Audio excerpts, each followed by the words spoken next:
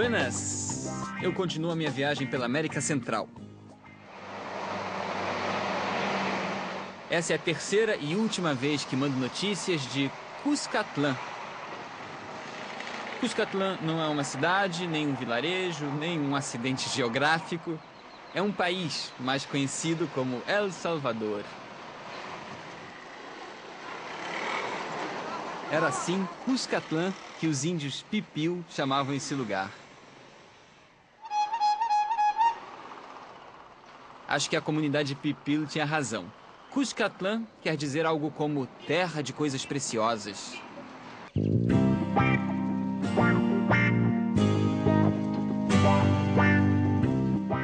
Bom, terra de coisas preciosas o Brasil também é.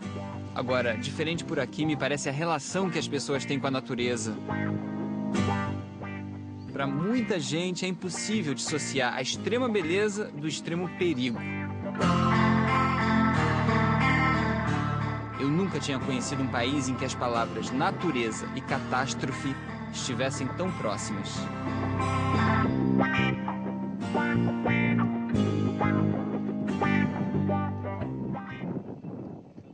É muito fácil ficar encantado ao ver um vulcão de perto, ainda mais pra gente que é brasileiro, não está muito acostumado.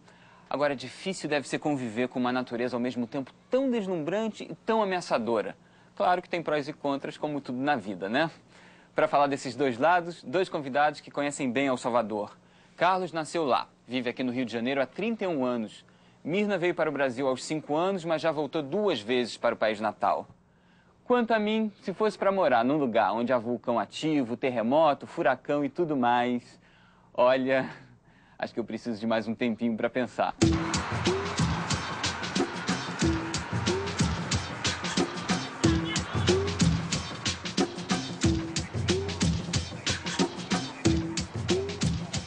Pouca gente no Brasil já deve ter experimentado as desventuras de uma erupção vulcânica, um terremoto ou até um furacão.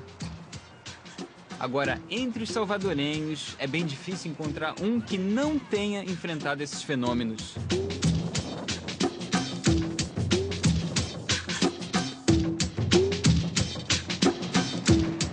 El Salvador fica numa região do planeta chamada de Cinturão de Fogo, que inclui o leste da Ásia e o oeste do continente americano. Cerca de 80% dos vulcões ativos do mundo ficam no cinturão. El Salvador tem 25 vulcões entre ativos e inativos.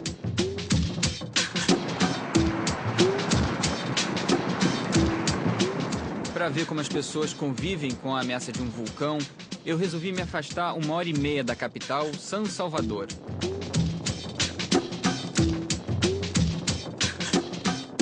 Eu tinha 2 ou 3 opções de cidadezinhas para me hospedar. Resolvi parar em El Congo.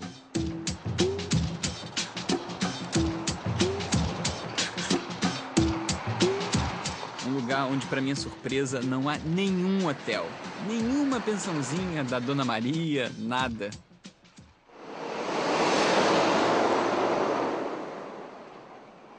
O fato de ser brasileiro, às vezes, gera situações engraçadas. As conversas logo descambam para o futebol. Antes mesmo de achar uma cama para mim, fico sabendo que preciso conhecer um morador de El Congo.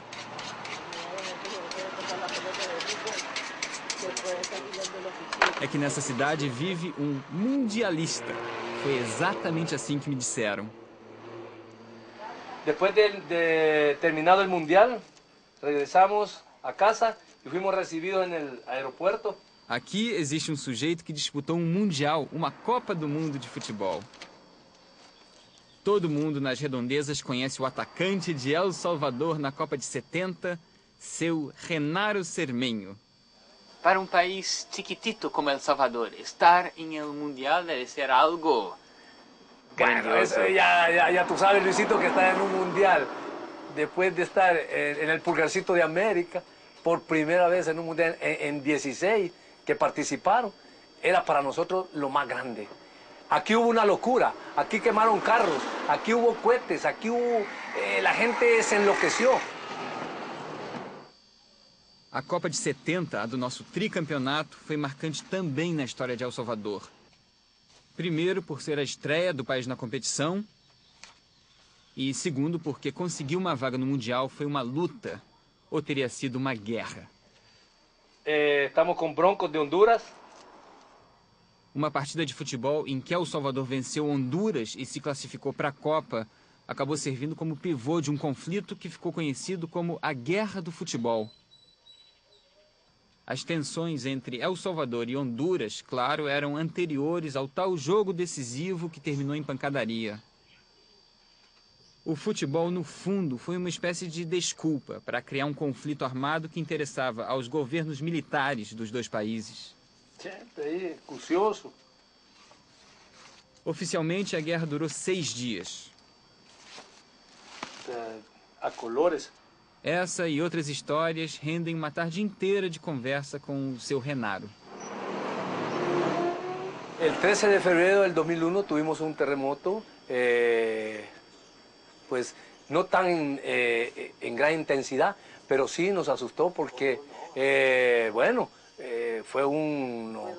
fue grado 6 y eso pues aquí no se había sentido y la gente pues tuvo que salir de sus casas, tuvo que dejar sus casas debido a que la tierra se movió, se sentía como que algo venía debajo de la tierra, era un movimiento tremendo, la gente corría y se sentía pues con miedo, ¿no? De que podía abrirse la tierra, pero gracias a Dios pues solo fue ese estruendo que se sintió y que hubo una lava de que se llevó casas, se llevó manzanas de tierra y eso hace de que se perdieran casi como 1 kilómetro de casas.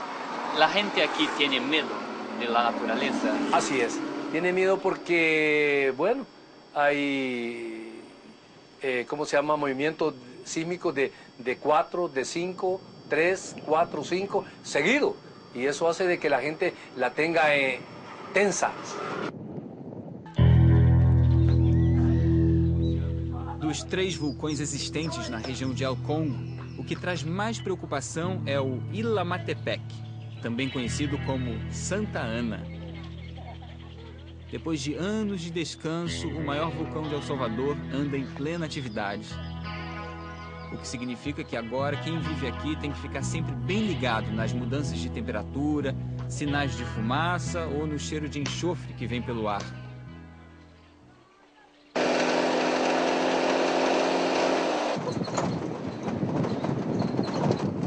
Eu circulo por aqui ao lado do meu camarada Oscar, que eu conheci por acaso.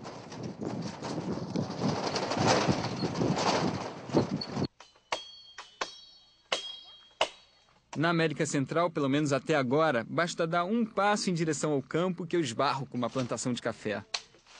E este na Caspira ou na Carta da Barranca?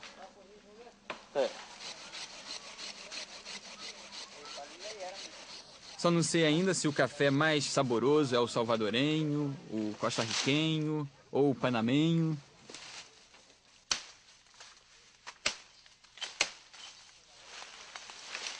Buenos dias. Buenos dias. Também não sei se é por causa da fertilidade da terra ou da onipresença dos vulcões. Fato é que, bobeou, o assunto volta à baila. A recente erupção do Santa Ana. Parece que fue el 8 de octubre, parece, cuando fue la erupción de ahí del volcán de Santa Ana. Y fue como las 8:30 de la mañana cuando fue eso, cuando se miraban que venían las grandes piedras con fuego para abajo. Así nosotros pensamos que era otra cosa, que como que era una guerra que había hecho estaba ahí arriba, como que era una guerra de esas que pasaban anteriores, más atrás, ¿verdad? Y se vio que venían para abajo las grandes piedras encendiéndose con fuego a caer a la barranca. Llegaron casi hasta el lago, se vio que y de eso se puso todo negro del cielo, de arriba. Yo estaba trabajando en el lago cuando nos dijeron nosotros, los señores de allí, que lo saliéramos del muelle, que lo fuéramos para las casas. porque era peligroso, iba a explotar el volcán.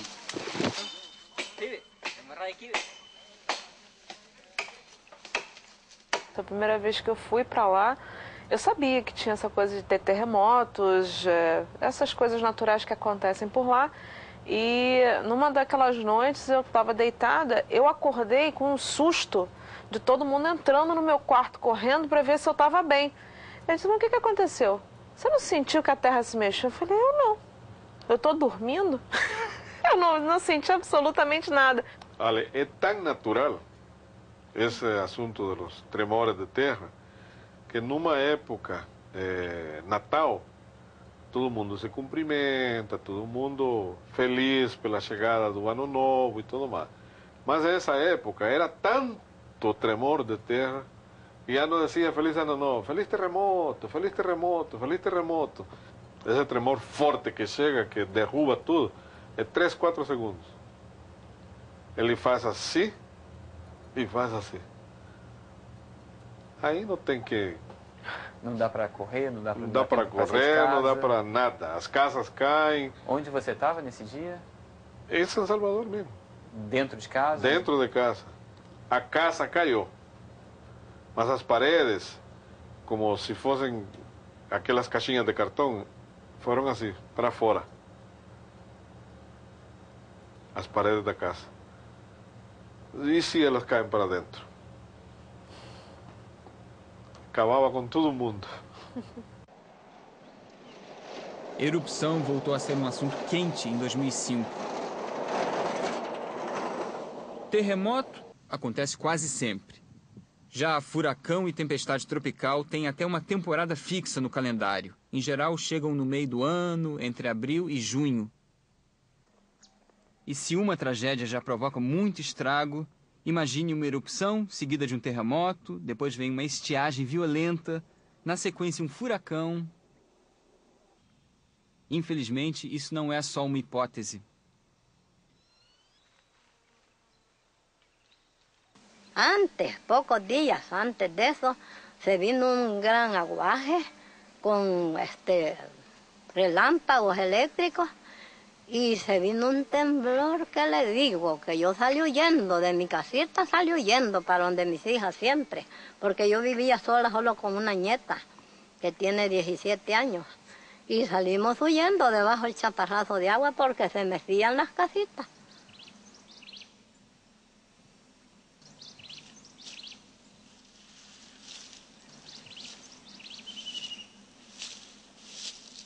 Como uma hermanita, la hubiera apreciado.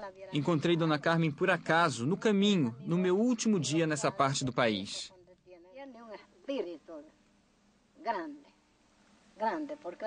Sabe, um daqueles momentos que ficam na memória do viajante até o dia em que o viajante deixa de existir? Pois é. Dona Carmen. Secou palos, secou árboles allá no hotel. Sobre a dor e a delícia de se viver em meio à natureza salvadorenha, nenhum depoimento me marcou tanto quanto o de Dona Carmen. No próximo bloco.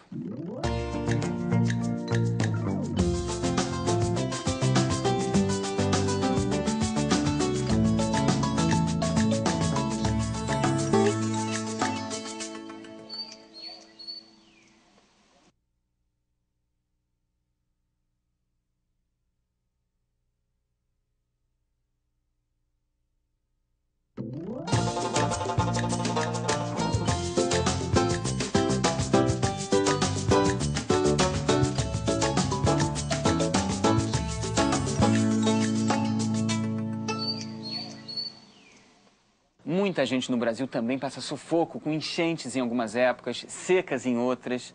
Em El Salvador, acrescente ainda as erupções vulcânicas, os tremores de terra, os furacões. Como conviver com tudo isso é exatamente a pergunta que eu estou fazendo a vários salvadorenhos.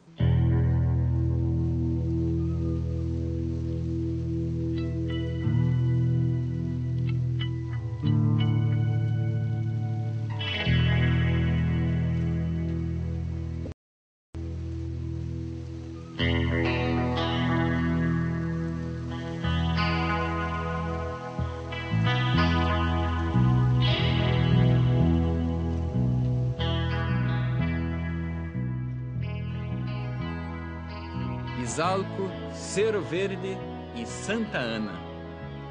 A atividade dos 3 vulcões da região de El Congo deu origem ao imenso lago de Coatepec.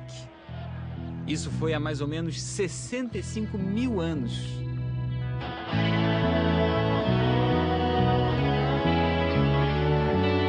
Por aqui não faltam lendas sobre seres que de vez em quando saem do fundo do lago para buscar companhia. Mas ameaça real mesmo comprovada só o vulcão Santa Ana. Santificada seja a terra ao redor dele, demoníacas são algumas de suas manifestações. O lago é um dos poucos lugares do Parque Nacional dessa região onde o trânsito está liberado. Como o Santa Ana anda feroz, existe o chamado alerta vermelho nas redondezas. Ninguém pode chegar muito perto do vulcão. Por terra, eu fui até onde podia. E no meio do caminho tinha Dona Carmen. Você tinha quantos anos? Puedo perguntar, Doña Carmen? 74. 74. Sí. A vida por aqui muda todo ano. Para Dona Carmen, mudou drasticamente em 2005 por conta do Santa Ana. Iba a hacer mi desayuno a donde mi hija, Concha, porque ya no iba a juntar fuego en mi casa. Porque yo sentía una gran tristeza y ya no sentía ganas de hacer nada en mi casita. En eso llegaron ellas y me dijeron, mamá, si no es otra cosa, no es avión, es el volcán, me dijeron. Cuando venían en las nubes venían las peñas rojas. ¿Usted pensaba que el ruido era un avión, pero no era un avión, era el volcán. Entonces ellas llegaron corriendo, llorando, y los pusimos a orar. Y les dije yo que no lloraran porque ya era cosa de Dios y que Él los había prometido apartarlos de ese peligro. Después de la erupción hubo una tormenta también. Y después de que los levantamos, que los llamaron los patrulleros, hubo un sacudión bueno de temblor que subió para arriba. No le hizo así mecido, no que para arriba levantó. Y se puso los curanas y después fue la llovedera la que no se quitó. Y fueron las grandes destrucciones a donde quiera hubieron, ¿verdad? Hubieron muertos, aquí en Campana hubieron 2 muertos porque metieron en el agua caliente, en el lodo que bajaba del volcán. Así es que todo eso pasó y fue terrible, fue de tener temor. Como lo cual hasta ahorita tenemos temor de volver acá. Buenos días, muchachos. Buenos días.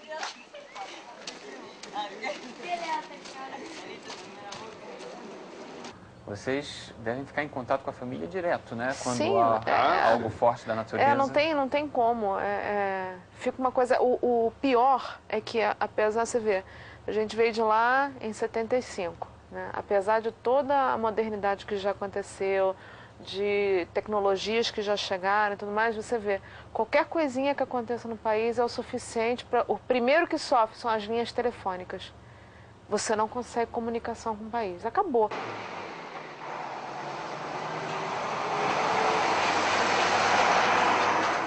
Nas catástrofes, a desigualdade social fica ainda mais evidente. Cada desastre natural piora as condições de pobreza. Por exemplo, quando ações da natureza devastaram El Salvador em 2001, cerca de 150 mil casas foram embora.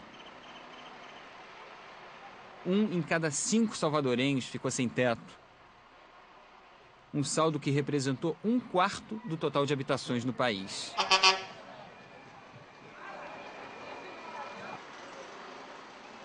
Em 2001, Dona Carmen continuou abrigada.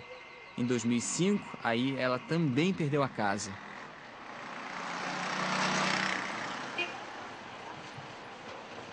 Você tinha sua casa aqui? Sí, allá na salida de la calle están las casitas humildes.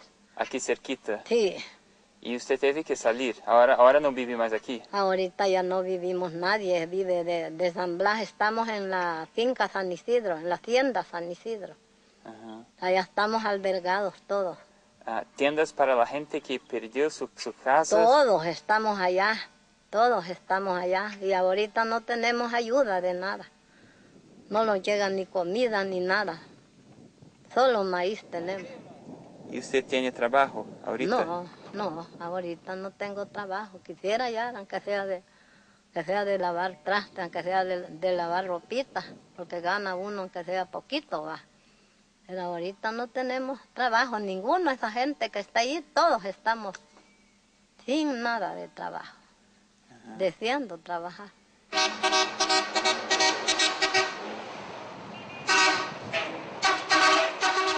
Os gastos com a reconstrução são tremendos. Enquanto fábricas, lojas e plantações são reerguidas, a economia estaciona, inclusive o turismo.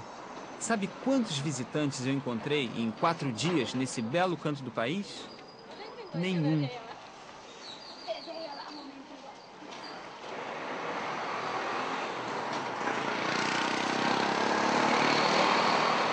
Eles têm que se acostumar com todas aquelas coisas, né? Eles não podem sair, imagina, todo mundo vai sair de lá porque não quer mais conviver com o maremoto, com o terremoto, com o vulcão, vai fazer o quê? Vai todo mundo embora? Não tem como, então acaba se acostumando, passa a ser uma coisa do dia a dia mesmo.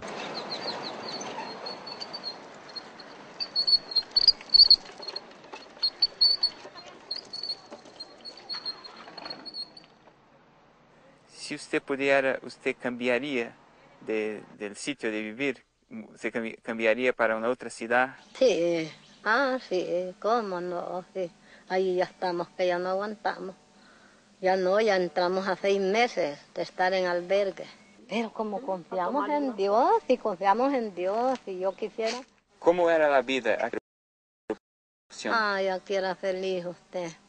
Aquí habían moritas, aquí chipilines, aquí leña, aquí agua, aquí todo. Era la finca más feliz que teníamos para vivir, porque era fresco, lo gozábamos con tantas personas que conocíamos aquí, turistas, y en fin, los visitaban, aunque sea a tomarse una tacita de café, pero llegaban a los ranchitos ahí de nosotros. Y hoy no tenemos esa esperanza. Terminó todo. Não está muito... Não, é melhor esta calle. Muito feia a calle aqui. Eu me despedi de Dona Carmen e fiquei pensando. O vulcão desperta, espalha fogo em todas as direções, destrói e então reinicia um outro ciclo de vida. A erosão e o desmoronamento dos vulcões fertilizam novamente o solo. E aí virão mais milho, feijão, café. Seria ótimo se eu pudesse voltar aqui em 6 meses ou 1 ano. A ação do vulcão é rápida, inclusive na ressurreição.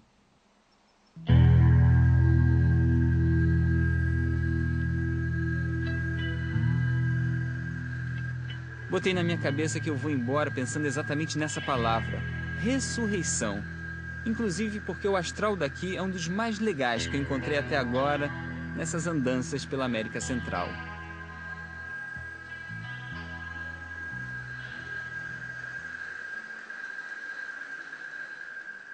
Eu passei 4 noites num hotel à beira do lago de Coatepec, aquele lago lindo que a gente viu, e a primeira noite por lá foi uma das mais surreais na minha vida até hoje.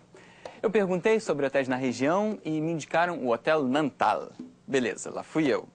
Cheguei, estava começando a anoitecer, toquei a campainha várias vezes e nenhuma resposta.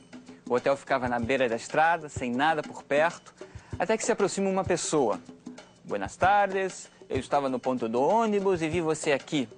Sim, eu respondi, eu queria me hospedar.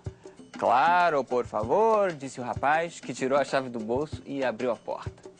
O hotel era uma casa antiga, de 4 ou 5 níveis, jardim no primeiro nível, uma sala de estar no segundo, um restaurante que parecia um antiquário, lindo no terceiro nível, maravilhoso lugar. Olhei assim o quarto, gostei, o preço era melhor ainda, até que eu resolvi perguntar, e cadê as pessoas do hotel? O rapaz respondeu, olha, agora na baixa estação não tem ninguém, Mas você gostaria de ficar ou não? É que eu tenho que correr daqui a pouco, vai passar o ônibus, é o último ônibus para minha casa. Mas amanhã chega uma moça que pode preparar o seu café da manhã. Completou e partiu o funcionário. Fiquei absolutamente sozinho naquele hotel majestoso, sem qualquer outro hóspede, sem nenhum funcionário. Era noite de lua cheia e diante da minha janela estavam 2 vulcões. Sensacional! Agora, pegar no sono é que foi um pouco difícil.